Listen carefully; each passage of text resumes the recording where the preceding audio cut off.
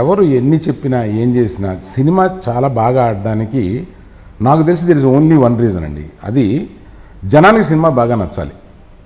వెళ్ళిన ప్రతివాడు బయటకు వచ్చి 10 మందికి ఈ సినిమా బాగుందని చెప్పాలి.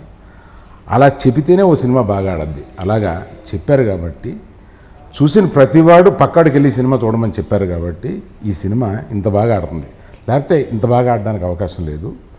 సో ఇంత బాగా ఆదరించిన ఈ మౌత్ టాక్ తీసుకొచ్చిన ప్రజలకు కానీ, ఈ చూసిన వారికి కానీ అందరికీ మీడియా ముందుకు వచ్చి నేను ఒకసారి ఇంత పెద్ద హిట్ అయినందుకు మీ అందరికీ ఒకసారి నమస్కారం చెప్పుకోవాలని, కృతజ్ఞత చెప్పుకోవాలనిపించి వచ్చాను. బోయపాటి గారు మంచి సినిమాలు ఇదివరకు తీశారు. బన్నీ ప్రతి సినిమాలోనూ బాగా చేశాడు. కానీ వీళ్ళిద్దరు కాంబినేషన్లో ముందెన్నడూ బన్నీకి రానంత పేరు రావడం, ఒక బన్నీకి సూపర్ డూపర్ హిట్ రావడం, ఒక పెద్ద బ్లాక్ బస్టర్ అతని కెరీర్లో నిలవడానికి కారణమైన మీ అందరికీ మళ్ళీ కృతజ్ఞత చెప్పుకుందామని వచ్చాను.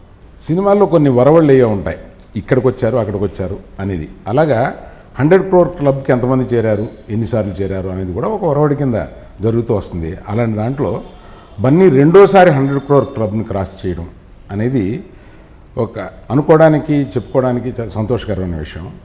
అది బన్నీ 2 సార్లు రావడం అనేది తండ్రిగా ఓ నిర్మాతగా చాలా సంతోషించదగిన విషయం కాబట్టి మీతో పంచుకోవాలనుకున్నాను.